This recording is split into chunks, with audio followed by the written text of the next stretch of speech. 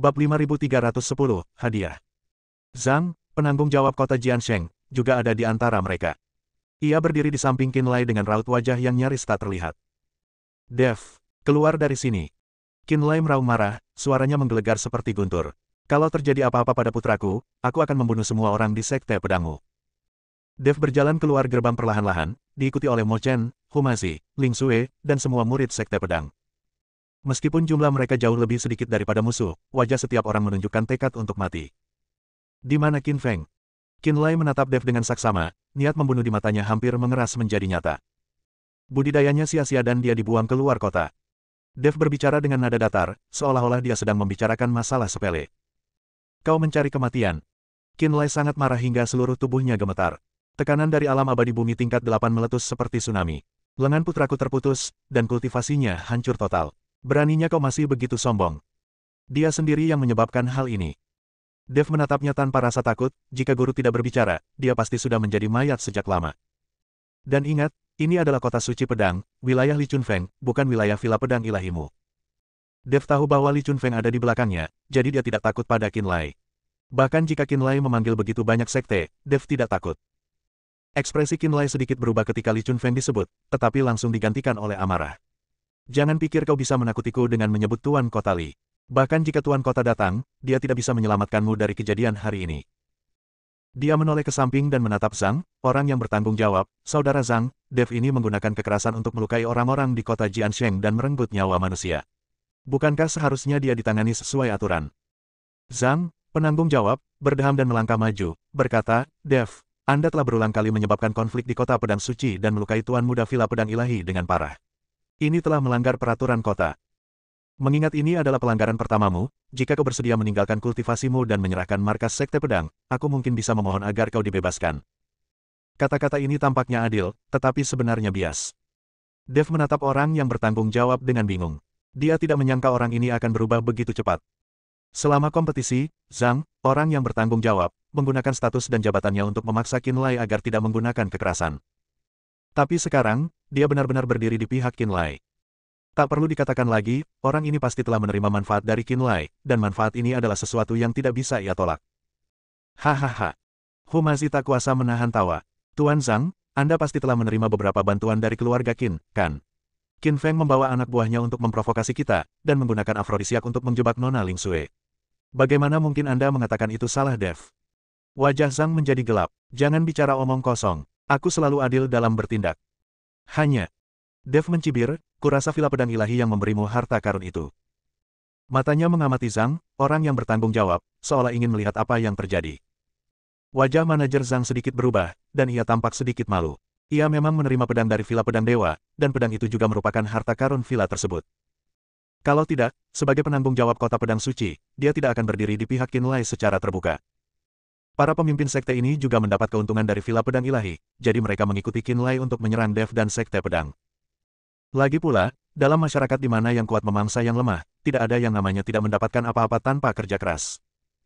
Mereka tidak memiliki hubungan dengan Dev, jadi karena Divine Sword Villa bersedia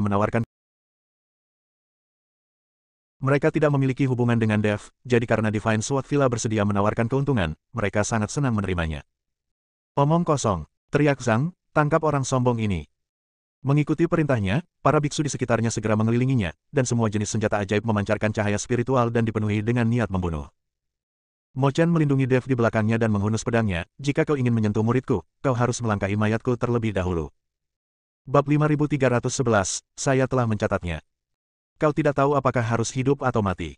Qin Lai mendengus dingin dan mengambil tindakan sendiri. Angin telapak tangan dari tingkat ke-8 alam abadi bumi datang langsung ke wajah Mo Chen dengan momentum yang mampu menghancurkan dunia. Tuan, hati-hati. Dev terkejut dan ingin maju untuk menghentikan mereka, tetapi dia dihadang oleh beberapa kultivator alam abadi bumi. Boom!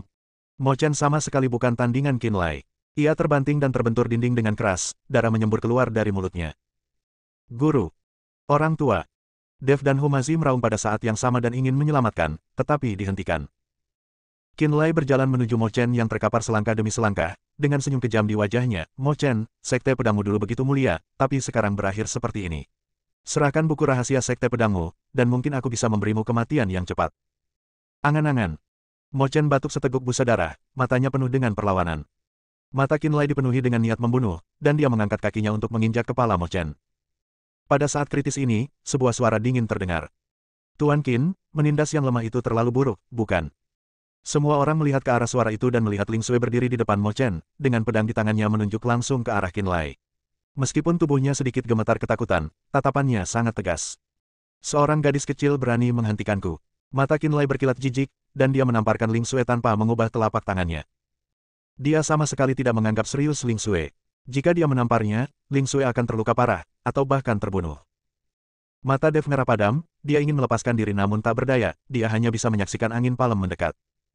Boom! Tragedi yang diharapkan tidak terjadi. Tirai cahaya keemasan tiba-tiba muncul di depan Ling Sui, menghalangi angin telapak tangan Qinlai. Siapa? Wajah Qinlai sedikit berubah dan dia tiba-tiba melihat sekeliling. Li Chunfeng muncul di halaman pada suatu saat, dan dengan lambaian ringan pengocok di tangannya, tirai cahaya keemasan perlahan menghilang. Tuan Kota Li. Pupil mata Qinlai sedikit mengecil. Ia tak menyangka Li Chunfeng akan muncul lagi. Masalah ini tidak ada hubungannya dengan Tuan Kota. Tolong jangan ikut campur. Pertarungan pribadi dilarang di Kota Suci Pedang. Apakah Tuan Qin lupa? Nada bicara Li Chunfeng tenang, namun dengan keagungan yang tak terbantahkan. Wajah Qinlai muram dan ragu-ragu. Dia tahu bahwa kekuatan Li Chunfeng tak terduga. Jika pihak lain bersikeras melindungi Dev, dia benar-benar tidak akan mendapat manfaat apapun. Namun, ketika ia memikirkan kondisi putranya yang menyedihkan, amarah di hatinya kembali berkobar. Tuan Kota, bocah ini telah menyakiti putraku dan menghancurkan reputasi Villa Pedang Ilahi kita. Kebencian ini tak terdamaikan. Qin Feng memprovokasi lebih dulu, lalu menggunakan cara-cara tercela. Dev hanya melawan untuk membela diri. Li Chunfeng berkata dengan tenang, aku sudah menyelidiki masalah ini. Villa Pedang Ilahi yang pertama-tama salah. Jika Tuan Qin bersikeras membujukmu, jangan salahkan aku karena bersikap kasar. Tekanan dari tingkat ke-9 alam abadi bumi menyelimuti Qinlai seperti entitas fisik. Ia tiba-tiba merasa sesak napas dan wajahnya memucat. Para pemimpin sekte di belakangnya juga mundur, jelas sangat takut pada Li Chunfeng. Bagus, Li Chunfeng hebat sekali. Qinlai menggertakkan giginya, jejak kebencian terpancar di matanya. Aku, Villa Pedang Ilahi, akan mengingat penghinaan ini hari ini. Ayo pergi. Setelah berkata demikian, dia melotot tajam ke arah Dev dan pergi bersama anak buahnya karena malu. Melihat hal ini, sekte-sekte yang awalnya mengikuti Qinlai untuk ikut bersenang-senang juga mundur dengan bijak, takut akan mendapat masalah. Zhang, penanggung jawab, menyaksikan kejadian ini, wajahnya pucat pasi. Ia ingin mengatakan sesuatu, tetapi terpaksa mundur oleh tatapan dingin Li Chunfeng. Krisis telah teratasi dan semua orang bernapas lega. Terima kasih, Tuan Kota Li, atas bantuanmu lagi. Dev melangkah maju dan membungkuk dengan hikmat. Li Chunfeng melambaikan tangannya, itu mudah. Tapi Qinlai adalah orang yang pendendam, jadi sebaiknya kau berhati-hati. Dia berhenti sejenak, lalu melanjutkan, ada urusan penting yang harus saya selesaikan, jadi saya pergi dulu. Kalau ada kesulitan, silakan hubungi saya. Setelah mengatakan ini, dia berubah menjadi pelangi putih dan menghilang ke langit. Bab 5312, terus mencari bantuan. Melihat kepergian Li Chunfeng, Dev merasakan emosi campur aduk. Kakak senior Dev, kamu baik-baik saja. Ling Sui berjalan ke sisinya dan menatapnya dengan cemas. Saya baik-baik saja. Dev menggelengkan kepala dan menatap Mo Chen yang sedang dibantu murid-muridnya. Guru, bagaimana perasaan Anda? Mo Chen melambaikan tangannya, wajahnya masih pucat. Tulang-tulang tuaku masih bisa bertahan, tapi Qinlai tidak akan pernah menyerah. Aku khawatir kita dalam masalah besar. Hu Mazi juga khawatir. Orang tua itu telah beroperasi di langit kelima selama bertahun-tahun dan memiliki koneksi di mana-mana. Jika dia benar-benar bersatu dengan sekte-sekte besar untuk menghadapi kita, bahkan dengan perlindungan Tuan Kota Li, aku khawatir dia tidak akan mampu melawan. Dev tetap diam. Ia tahu ini hanyalah ketenangan sebelum badai. Balas dendam Qinlai akan datang cepat atau lambat, dan akan lebih dahsyat lagi. Pada saat ini, Qinlai memimpin anak buahnya pergi, wajahnya begitu muram hingga air bisa menetes keluar. Di dalam kereta, Qin Feng, yang lengannya terputus dan kultivasinya hancur, terbaring lumpuh seperti lumpur, hanya dengan kebencian dan keheningan di matanya. Ayah, aku akan membunuhnya. Aku akan mencabik-cabik Dev. Raungan Qin Feng serak dan tidak menyenangkan, dan keropeng darah di ujung yang patah pecah lagi karena kegembiraan. Qinlai membanting tembok mobil, menyebabkannya langsung ambruk. Jangan khawatir, aku akan memastikan dia berharap mati. Sekilas kekejaman terpancar di matanya. Awalnya ia mengira bisa memenangkan pertempuran dengan bantuan Zhang dan kekuatan berbagai sekte, tetapi ia tidak menyangka Li Chunfeng akan begitu melindungi Dev. Tekanan dari alam abadi duniawi tingkat ke-9 bagaikan pedang yang menggantung di atas kepalanya. Selama Li Chunfeng tetap di kota suci pedang, peluangnya untuk menang akan kecil. Dev, Qinlai menggertakkan giginya, apa kau benar-benar berpikir kau bisa tenang bersembunyi di kota suci pedang? Qinlai memutuskan untuk terus mencari bantuan. Villa Senjian mereka adalah villa pembuat pedang yang terkenal. Selama mereka bersedia membayar tunjangan, ia yakin ia tidak akan menemukan seseorang untuk membantu. Terlebih lagi, Qinlai juga tahu bahwa Dev mempunyai konflik dengan kuil, dan Master Istana ke-6 kuil bahkan telah mencari Dev. Jadi musuh dari musuhku adalah temanku. Qinlai memutuskan untuk pergi ke surga ke-6 untuk menemukan penguasa Istana ke-6. 3 hari kemudian, sebuah kereta hitam yang tidak mencolok melaju keluar dari Villa Excalibur dan melaju ke arah barat laut. Di dalam kereta, Qinlai memandang pemandangan yang berlalu di luar jendela, sambil membelai belati hitam yang diukir dengan rune aneh di tangannya. Ini dibangun oleh leluhurnya di Villa Pedang Ilahi di masa mudanya. Terbuat dari besi hitam berusia 10.000 tahun dan diukir dengan rune. Qinlai berencana menggunakan belati ini dan meminta Master Istana ke-6 untuk membantu menghadapi Dev. Surga ke-6. Di tengah pegunungan berkabut, sebuah istana yang seluruhnya terbuat dari kristal hitam melayang di udara. 6 bola merah darah di puncak istana memancarkan aura menakutkan. Qinlai berdiri di tangga batu giok yang dingin, memegang belati hitam tinggi-tinggi di tangannya. Qinlai dari Villa Pedang Ilahi, aku ingin menghadap Tuan Istana. Qinlai tidak berani terburu-buru masuk ke istana ke-6, lagi pula, di belakang istana ke-6 adalah kuil dewa. Namun, di balik kuil itu terdapat seluruh klan dewa. Sekuat apapun Villa Pedang Dewa, mereka tak mampu menyinggung seluruh klan dewa. Qinlai berteriak 2 kali, dan aula menjadi sunyi senyap, hanya cahaya lilin yang bergoyang tertiup angin sepoi-sepoi. Setengah batang dupa kemudian, suara serak seperti gesekan besi berkarat terdengar, Tuan Qin dari Villa Pedang Ilahi, apa yang Anda lakukan di istana ke-6 saya? Qinlai menggigil, keringat dingin mengucur dari dahinya. Aku bersedia mempersembahkan pedang tertinggi dari Villa Pedang Ilahi, dan hanya meminta Master Istana ke-6 untuk bertindak dan membunuh orang ini. Oh. Suaranya sedikit main-main, siapa yang sepadan dengan pengeluaranmu?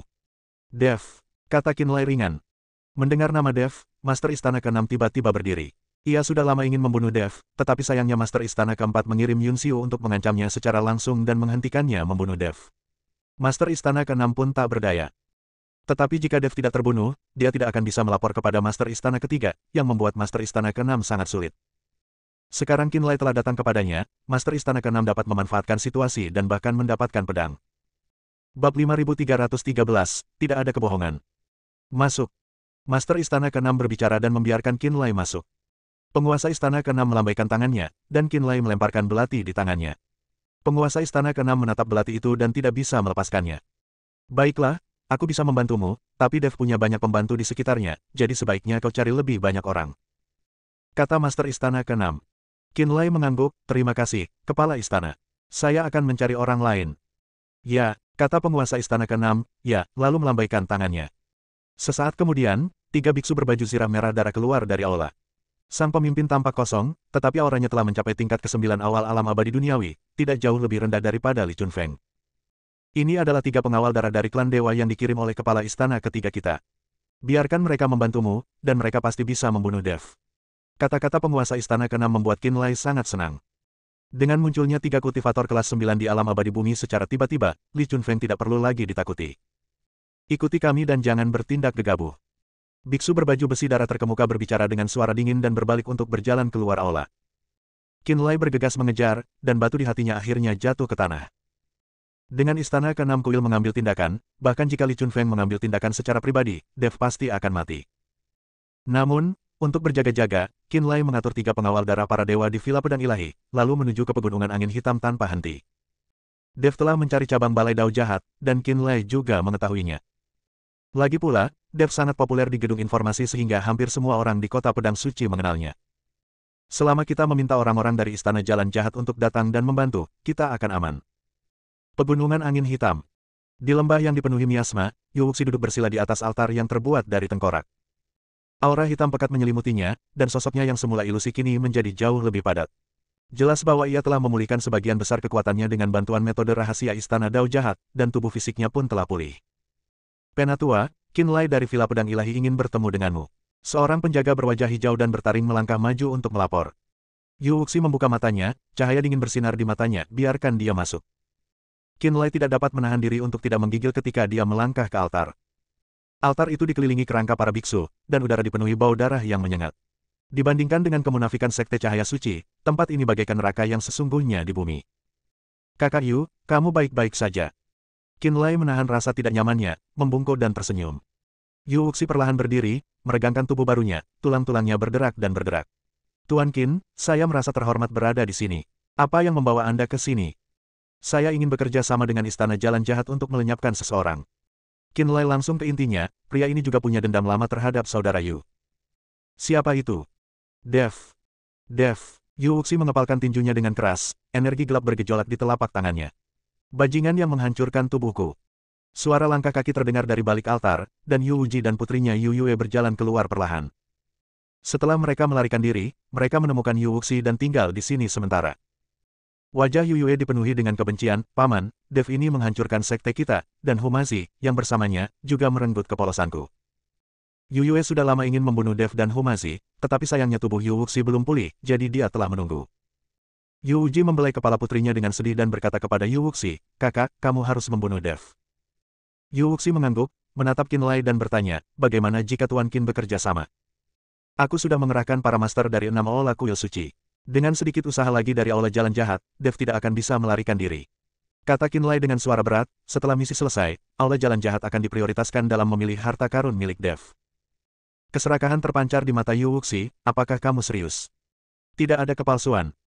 Pada saat ini, sebuah suara menyeramkan datang dari kedalaman altar, "Karena kita berurusan dengan orang-orang yang dilindungi oleh Li Chunfeng, bagaimana mungkin aku tidak hadir?"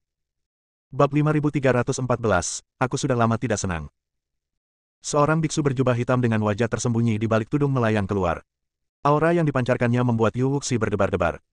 "Tuan Istana." Yu Wuxi dan yang lainnya buru-buru membungkuk dan memberi hormat. Kepala aula jalan jahat perlahan mengangkat kepalanya, memperlihatkan sepasang mata merah tua di balik tudungnya.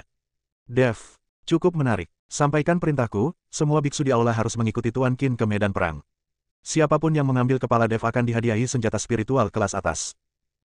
Sorak-sorai gemuruh tiba-tiba meletus dari altar, dan bayangan hitam yang tak terhitung jumlahnya muncul dari seluruh penjuru lembah, berjejer rapat bagai koloni semut, menyebar ke arah kota suci pedang. Suasana di kota pedang suci menjadi semakin hikmat. Sejak kepergian Qin Lai, semua kekuatan besar di kota telah mengamati secara diam-diam, dan para kultivator tak dikenal sering berkeliaran di luar markas sekte pedang. Dev tahu bahwa ini hanyalah ketenangan sebelum badai, dan pembalasan dendam Qin Lai akan datang cepat atau lambat, dan akan menjadi lebih dahsyat. "Tuan Dev, ini informasi terbaru." Sosok Li Chunfeng diam-diam muncul di halaman, memegang selembar batu giok di tangannya. Dev mengambil slip giok itu dan memeriksanya dengan indera spiritualnya. Ekspresinya tiba-tiba berubah, "Aula ke-6 kuil suci. Aula cabang aula jalan jahat." Qin Lai benar-benar mengundang bintang-bintang jahat ini. Lembar giok itu dengan jelas mencatat bahwa Qin Lai telah menyatukan 6 aula kuil surga ke-6, serta cabang aula jalan jahat di pegunungan angin hitam. Bahkan beberapa sekte tersembunyi di surga ke-5 pun berhasil ditaklukkan. Total pasukannya melebihi 1.000 orang, termasuk tidak kurang dari 50 kultivator tingkat ke-7 ke atas di alam abadi bumi. "Penguasa aula ke-6 kuil suci dan aku punya dendam lama. Aku khawatir kali ini bukan hanya untukmu." Li Chunfeng berkata dengan sungguh-sungguh, yang lebih merepotkan adalah aula jalan jahat. Sihir jahat yang mereka praktikkan aneh dan tak terduga, dan sangat sulit untuk dihadapi. Humazi bergegas masuk sambil berteriak, "Dev, ada desas-desus di luar bahwa Qin Lai akan membantai kota suci pedang. Haruskah kita kabur dulu?"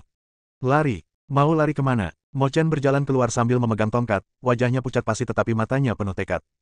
"Sekte pedang telah diwariskan selama ribuan tahun. Sekalipun kita harus bertarung sampai mati, kita tidak boleh mundur." Ling Xue menggenggam pedang erat-erat di tangannya dan berkata lembut, "Kakak senior Chen dan aku akan maju dan mundur bersama." Dev menarik napas dalam-dalam dan menyerahkan slip giok itu kepada semua orang, "Sekarang bukan waktunya untuk mundur. Tuan Kota Li, pertahanan kota suci pedang." Li Chunfeng tersenyum pahit dan berkata, "Sejujurnya, Tuan Dev, saya telah pergi selama ratusan tahun, dan urusan kota telah lama dikendalikan oleh Sang. Dia diam-diam telah mengembangkan banyak kekuatan, dan sekarang saya khawatir dia telah berkolusi dengan Qin Lai." "Bajingan tua itu." Humazi membanting meja batu dengan marah. "Aku sudah lama tidak menyukainya. Saat ini, kita hanya bisa mengandalkan diri sendiri." Mata Dev berkilat penuh tekad. "Tuan Kota Li, bisakah kau meminta bantuan pasukan netral di kota suci pedang?" "Bencana." Li Chunfeng menggelengkan kepalanya. "Kuil ke-6 dan kuil jalan jahat terlalu terkenal. Tak seorang pun berani menyinggung mereka demi kita." Tepat saat semua orang kebingungan, tiba-tiba terdengar tawa terbahak-bahak dari luar halaman, "Siapa bilang tidak ada yang mau?" Semua orang melihat ke arah suara itu dan melihat Nan Batian melangkah ke arah mereka sambil merangkul seorang gadis cantik, diikuti oleh puluhan kultivator kuat, yang pemimpinnya sebenarnya adalah pemilik gedung informasi. "Nan Batian." Dev terkejut sekaligus gembira, "Kenapa kamu ada di sini?" Nan Batian tertawa dan berkata, "Kudengar Senjian Villa akan berurusan dengan Tuan Dev. Bagaimana mungkin aku tidak datang membantu?" "Jangan khawatir, Tuan Dev. Seluruh pasukan gedung informasi di langit kelima siap membantu Anda," kata Xiao Cui. Perasaan hangat mengalir di hati Dev. Melihat puluhan kultivator alam abadi bumi yang tiba-tiba muncul di halaman, suasana hatinya yang awalnya berat menjadi jauh lebih rileks. Dengan dua kata ini, saya merasa lega. Nanbatian menepuk bahu Dev dan berkata, tapi meski begitu, orang-orang yang dibawa Qinlai kali ini memang sulit. Para kultivator dari 6 aula kuil semuanya sangat arogan, dan para kultivator jahat dari aula jahat bahkan lebih sulit dihadapi. Kita harus membuat rencana yang matang. Bab 5315 akan datang. Li Chunfeng berkata dengan sungguh-sungguh, peluang kita untuk menang dalam konfrontasi langsung sangat kecil. Kita hanya bisa bertahan dan menunggu bala bantuan. Aku sudah mengirim pesan kepada beberapa teman lama di Kota Pedang Suci, berharap mereka mau mempertimbangkan persahabatan kita di masa lalu dan membantu kita. Dev menggelengkan kepalanya, kita tidak bisa menunggu. Karena Qinlai berani datang, dia pasti sudah melakukan persiapan yang cukup. Menundanya hanya akan merugikan kita. Dia menatap semua orang, kilatan tekad bersinar di matanya, jika mereka datang besok, aku akan pergi menemui Qinlai. Tidak, Mo Chen buru-buru menghentikannya, Qinlai adalah Dewa Bumi tingkat 8. Kau bukan tandingannya. Tuan, jangan khawatir, aku punya caraku sendiri. Dev tersenyum tipis dan mengeluarkan sesuatu dari cincin penyimpanannya. Itu adalah busur panjang berwarna hitam dengan ukiran pola emas rumit di atasnya, memancarkan aura naga samar. Ini, pupil mata Li Chunfeng tiba-tiba mengecil, busur Raja Dewa. Kau benar-benar punya senjata sehebat itu. Dev mengangguk, busur ini dapat meningkatkan kekuatanku, mungkin aku bisa melawan Qinlai. Mata Nanbatian berbinar, anak baik, kau menyembunyikannya dengan cukup baik. Dengan harta karun ini, mungkin kau benar-benar bisa membalikkan keadaan. Tapi itu tidak boleh digunakan kecuali benar-benar diperlukan, kata Li Chunfeng serius. Busur Raja Ilahi adalah artefak kuno. Jika muncul di dunia, mungkin akan menimbulkan masalah yang lebih besar. Dev tetap diam, karena dia tahu bahwa Li Chunfeng mengatakan yang sebenarnya. Di dunia di mana yang kuat memangsa yang lemah, dia lebih memahami daripada siapapun prinsip bahwa memiliki harta karun adalah kejahatan. Saat malam semakin larut, markas Sekte Pedang masih terang benderang. Semua orang melakukan persiapan akhir, suara nyanyian dan dengung jimat saling terkait, menciptakan lagu perang yang tragis. Dev berdiri sendirian di atap, memandangi bulan yang memudar di langit. Dia dengan lembut membelai busur Raja Dewa, merasakan kekuatan yang terpendam di dalamnya. Raja Iblis Awan Merah, apa sebenarnya yang tengah kau lakukan?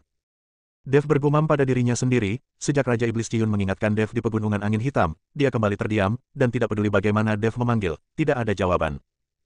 Pada saat ini, cincin penyimpanan tiba-tiba menjadi sedikit panas. Pikiran Dev bergerak, dan setelah indera spiritualnya menyelidiki Fire Kirin, dia menemukan bahwa tubuh Fire Kirin telah tumbuh jauh lebih besar, dan cahaya merah redup terpancar dari tubuhnya. Apakah itu akan menerobos? Dev sangat gembira. Jika Kirin api bisa menembus saat ini, niscaya akan sangat membantu. Dev dengan hati-hati menaruh sejumlah sumber daya ke dalam cincin penyimpanan untuk dimakan kilin api. Tidak jauh dari kirin api, binatang kecil penelan langit sedang tertidur lelap, dan ukurannya tidak berubah sedikitpun. Yang dilakukannya seharian hanyalah makan dan tidur.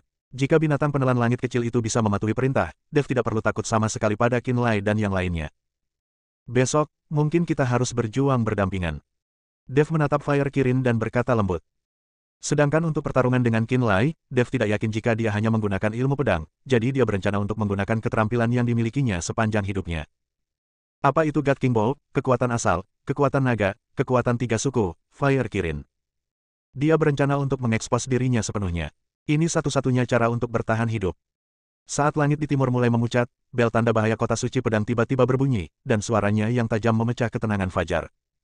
Dev menggenggam pedang pembunuh naga erat-erat, tatapan tajam terpancar di matanya, ini dia. Di gerbang timur kota pedang suci, kerumunan besar orang menyerbu seperti air pasang, mengepung seluruh markas Sekte Pedang. Qinlai menunggangi badak bercula satu, mengenakan baju besi berwarna ungu kemasan, memegang pedang di tangannya, dan menatap ke bawah ke dinding halaman di depannya. Di belakangnya, para pendeta berbaju besi darah dari Aula ke-6 Kuil, para kultivator jahat berjubah hitam dari Aula Jalan Jahat, dan para master dari berbagai sekte berdesakan rapat dan dipenuhi dengan niat membunuh. Dev, keluar dan mati. Suara Qinlai meledak bagai guntur, membuat dinding halaman berdengung. Li Chunfeng melangkah ke udara, pakaian putihnya seputih salju, dan mengarahkan pedang panjangnya langsung ke arah Qinlai. Qinlai, beraninya kau bertindak gegabah di kota suci pedang. Apa kau benar-benar berpikir aku tidak ada? Bab 5316, Rentan. Biksu berzirah darah melangkah maju, rune berkelap-kelip di zirah merah darahnya.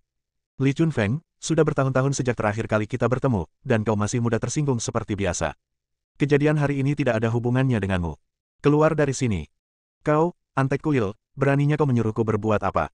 Li Chunfeng mendengus dingin, lalu aura pedang melesat keluar.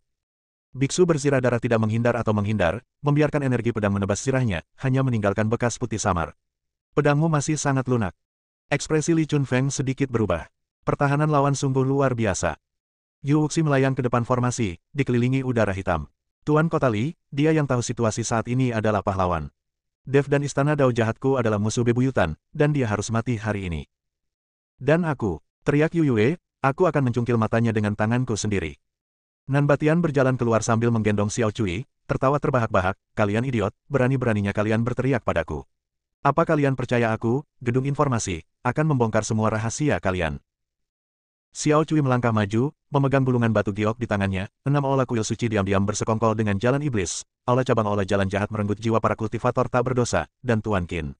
Cek, aku punya banyak cerita tentang putramu yang suka menindas pria dan wanita. Wajah Qin Lai menjadi gelap, berhenti bicara omong kosong. Entah itu omong kosong atau bukan, kita akan tahu setelah diumumkan, kata Xiao Cui dengan tenang, selama kau menarik pasukanmu, kejadian hari ini akan dianggap selesai. Biksu berbaju zirah darah mencibir, gedung informasi. Mereka cuma tukang gosip. Kalau berani ngomong lagi, aku bunuh kalian tanpa ampun. Kalau begitu, cobalah. Para kultivator di belakang Nan Batian melepaskan aura mereka secara bersamaan.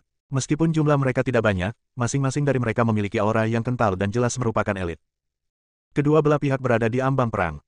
Pada saat ini, suara Dev datang dari halaman, tidak perlu bicara omong kosong. Dia berjalan keluar perlahan-lahan, diikuti oleh Mo Chen, Humazi, Ling Xue, dan semua murid Sekte Pedang. Meskipun jumlah orangnya hanya beberapa lusin, mereka semua menegakkan kepala dan tidak menunjukkan rasa takut.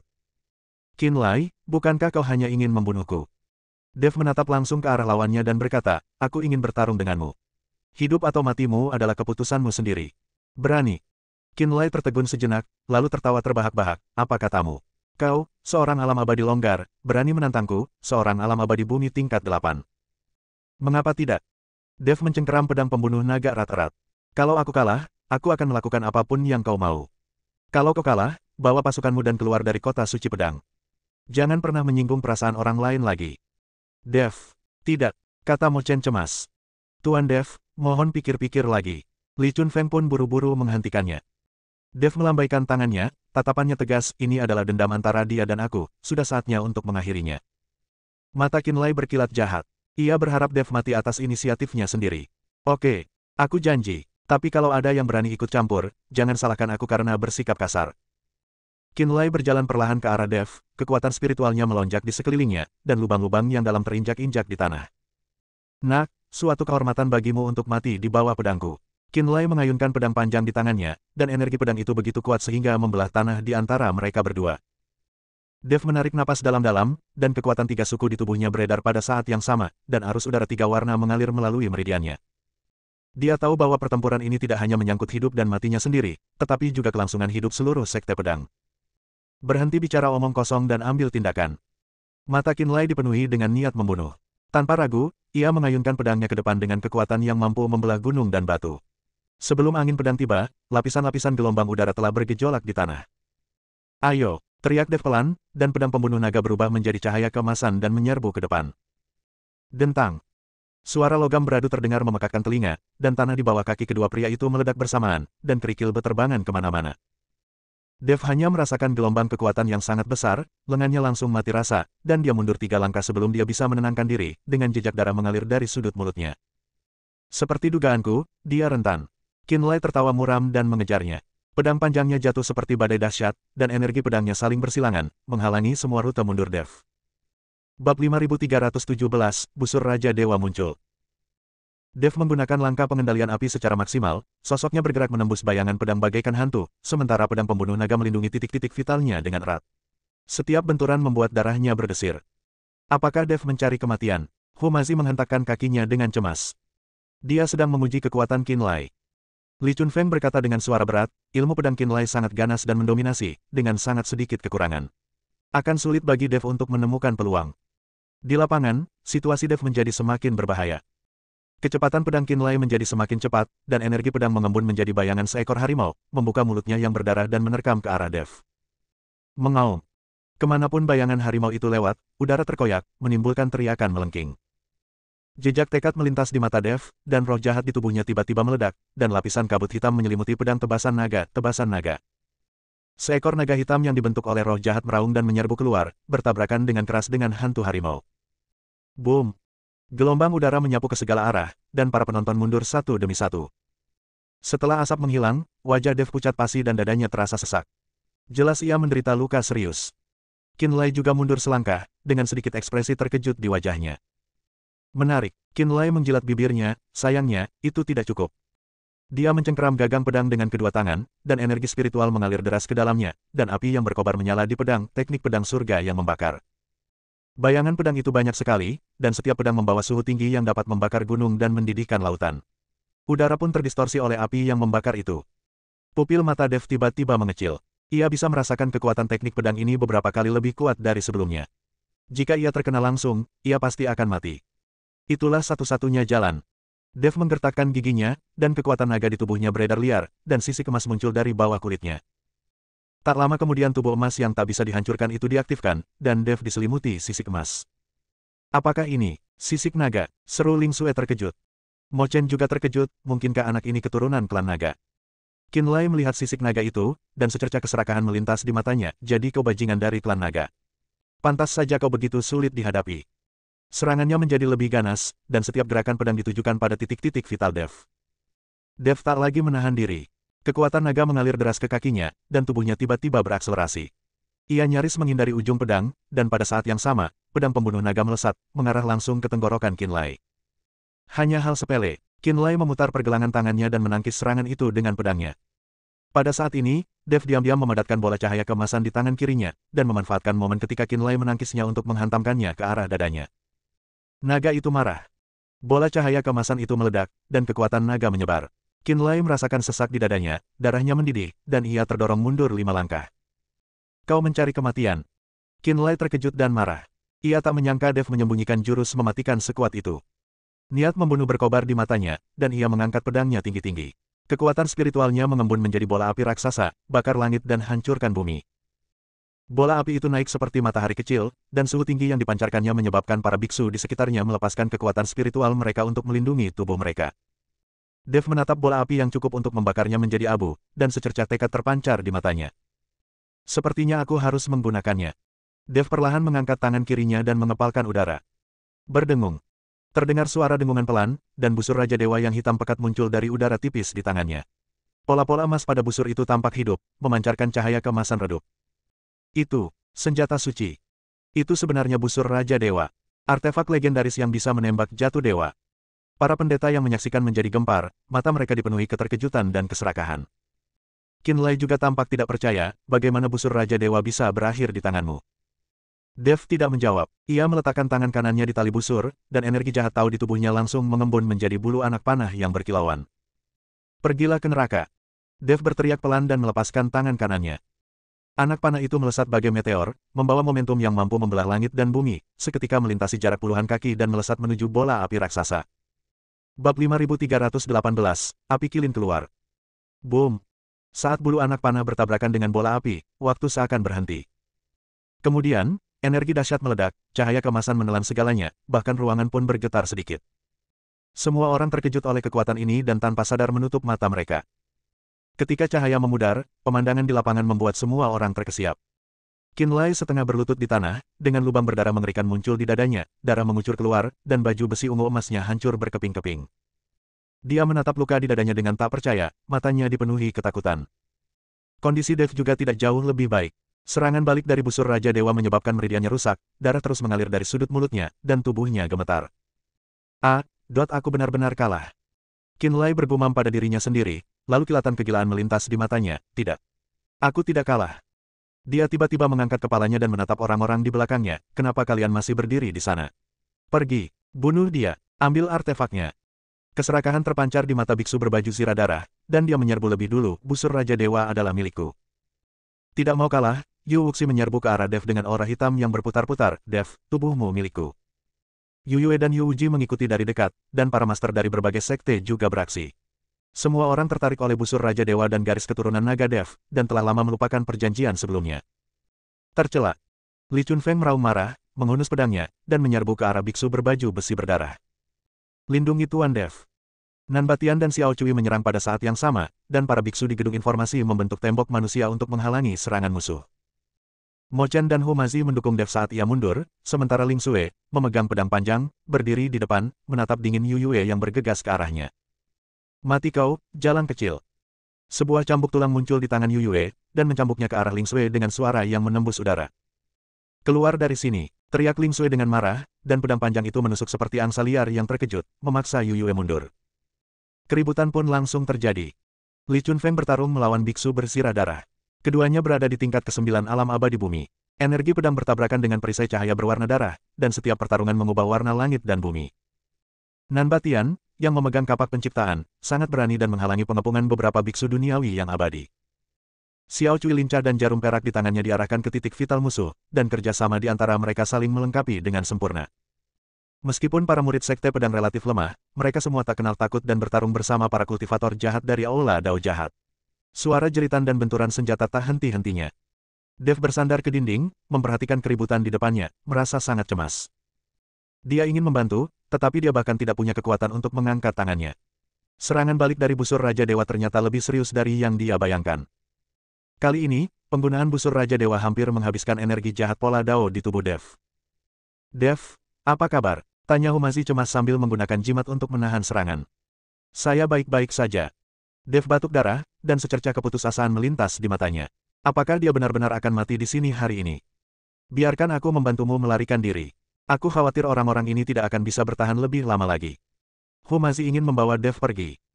Dev menggelengkan kepalanya. Orang-orang ini bertarung sampai mati dengan Qin Lai dan yang lainnya hanya untuk menyelamatkannya. Bagaimana mungkin Dev pergi begitu saja? Api kilin. Dev berteriak keras. Cahaya merah meledak dari cincin penyimpanan dan jatuh ke tanah. Kirin api, yang diselimuti sisik merah, membuka mulutnya dan mengeluarkan raungan kekanak-kanakan. Meskipun kilin api telah tumbuh besar, ia masih seekor anak singa. Apakah ini, kilin api? Seru Mo Chen terkejut. Unicorn api kecil itu sepertinya merasakan krisis Dev. Cahaya ganas berkilat di matanya, dan ia menarik napas dalam-dalam. Mengaum. Raungan memekakkan telinga terdengar, dan tubuh kilin kecil itu tumbuh dengan kecepatan yang terlihat oleh mata telanjang. Dalam sekejap mata, ia tumbuh menjadi binatang raksasa setinggi beberapa meter, tubuhnya terbakar dengan api yang berkobar, memancarkan tekanan seperti binatang dewa. Bab 5319, Kuda Jantan. Binatang suci. Ternyata itu kilin api. Hebat, kalau aku bisa menangkapnya, aku bisa memurnikan ramuannya dan menembus dunia. Lebih banyak orang tertarik oleh Fire Kirin dan mengubah arah dan bergegas menuju sisi ini.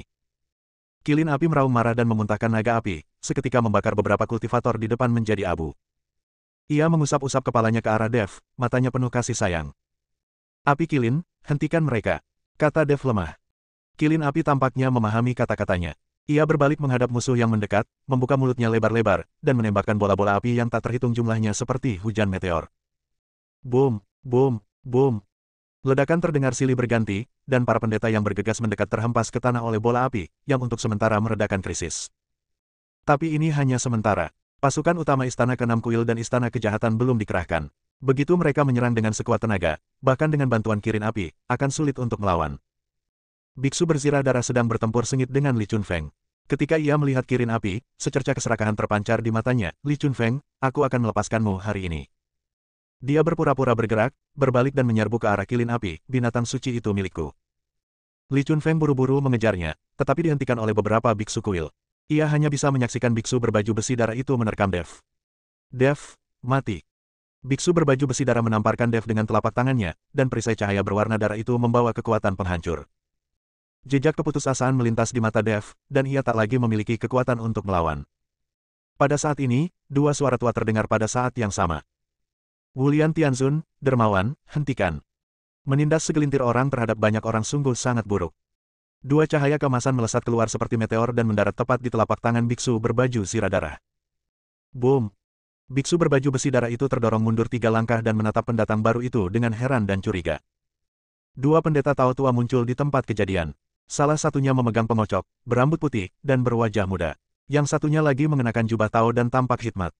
Di belakang mereka, ada puluhan pendeta Tao, masing-masing memiliki aura yang kuat. Master Wuji, Master Wu Wei, Dev terkejut sekaligus gembira. Kenapa Anda di sini?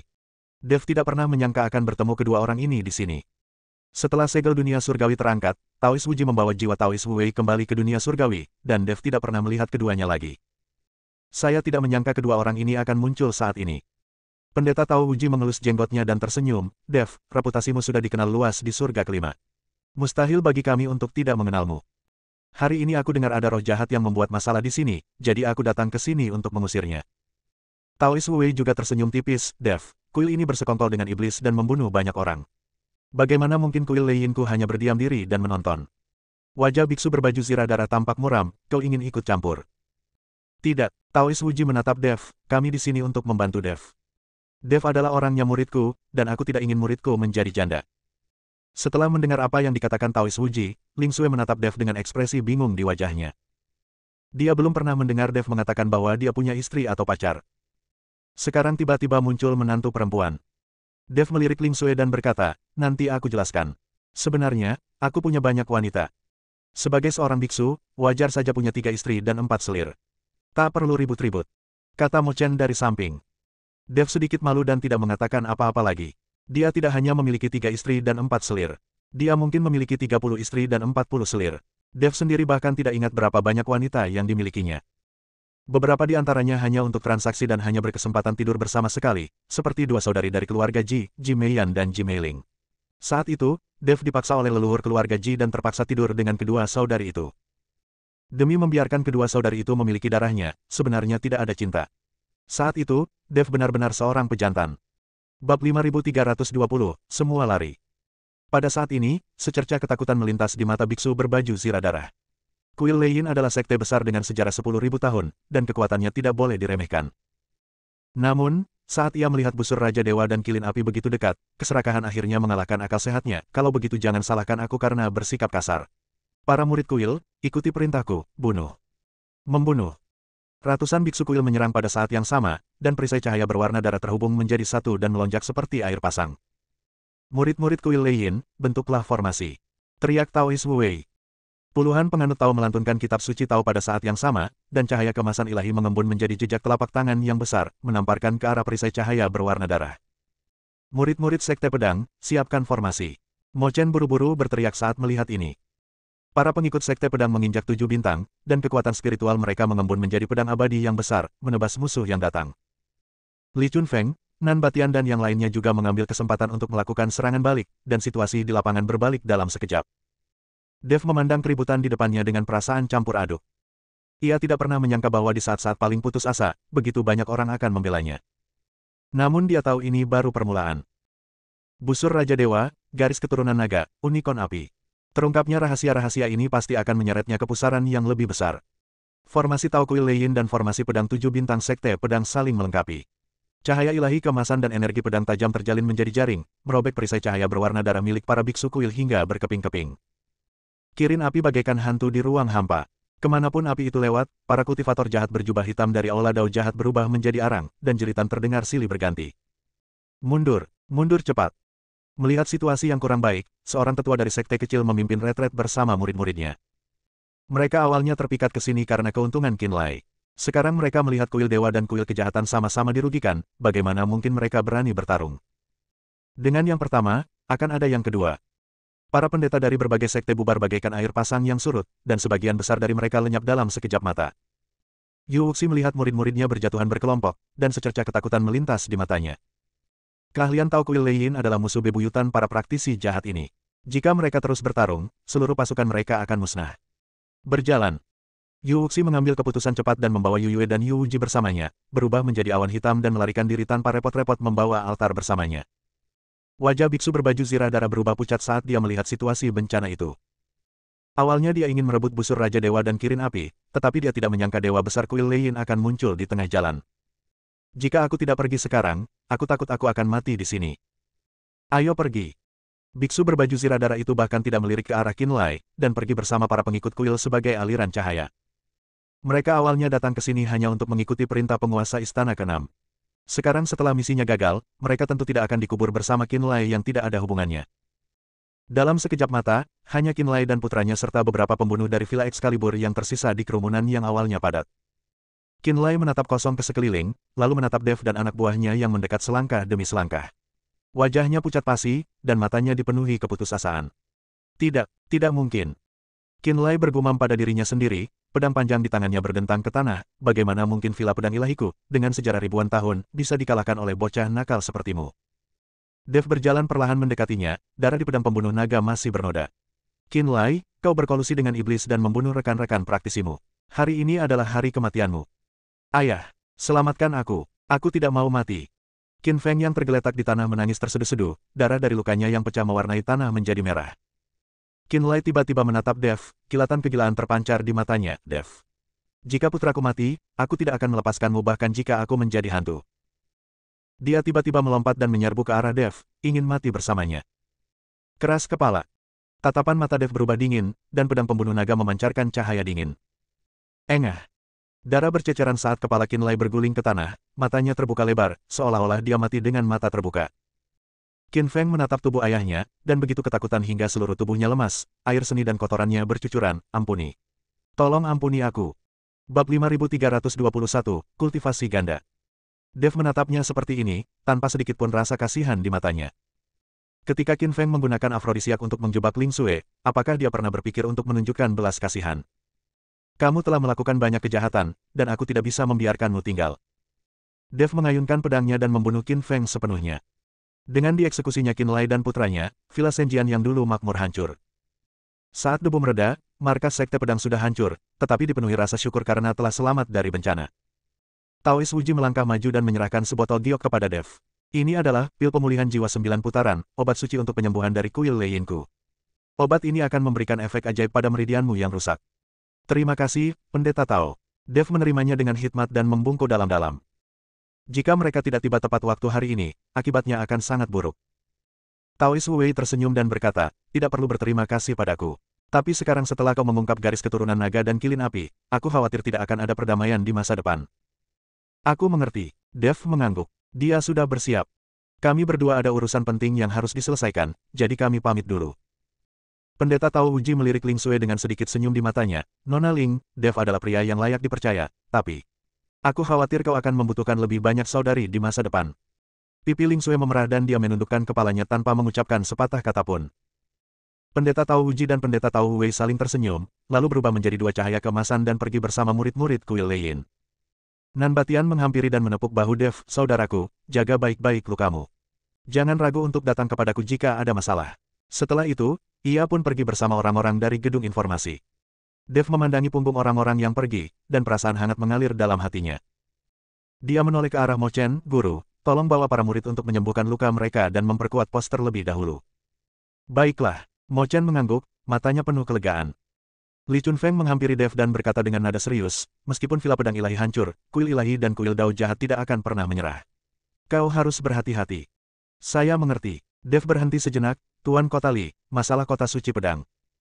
Serahkan saja padaku. Tatapan tegas terpancar di mata Li Chunfeng. Sudah waktunya menyingkirkan Zhang dan para parasit yang bersekongkol dengan musuh asing. Setelah mengatakan itu, Li Chunfeng berbalik dan pergi, sosoknya dalam pakaian seputih salju membawa aura pembunuh. Dalam beberapa hari berikutnya, situasi di Sword Saint City berubah drastis. Li Chunfeng melancarkan pembersihan dengan cara yang menggelegar. Zhang, penanggung jawab, dan kroni-kroninya semuanya tertangkap sekaligus, dan semua eksekutif senior yang berkolusi dengan Qinlai juga dipecat. Seluruh kota pedang suci mengalami guncangan yang tidak kecil, dan akhirnya kembali ke kendali Li Chunfeng dan ketertiban pun dipulihkan. Dev, di sisi lain, sedang memulihkan diri dari luka-lukanya di markas besar Sekte Pedang. Pil pemulihan jiwa 9 putaran memang pantas mendapatkan reputasinya. Meridian yang rusak di tubuhnya pulih dengan kecepatan yang terlihat oleh mata telanjang, dan kekuatan naga serta kekuatan 3 suku berangsur-angsur stabil. Ling Xue akan membawakannya obat setiap hari. Setelah melewati ujian hidup dan mati, hubungan keduanya semakin dekat. Namun, ketika Ling Xue sesekali menceritakan kejadian malam itu, wajahnya masih memerah karena malu. Pada hari ini, Dev akhirnya bisa bangun dari tempat tidur dan berjalan. Ia berjalan ke halaman dan menatap para murid Sekte Pedang yang sedang berlatih, dengan sedikit tekad di matanya. Kehancuran Villa Senjian hanyalah permulaan, dan tantangan yang lebih besar masih menantinya. Kuil, aula kejahatan, dan musuh yang bersembunyi di kegelapan. Dia harus meningkatkan kekuatannya secepat mungkin untuk melindungi orang-orang di sekitarnya. Kakak senior Dev.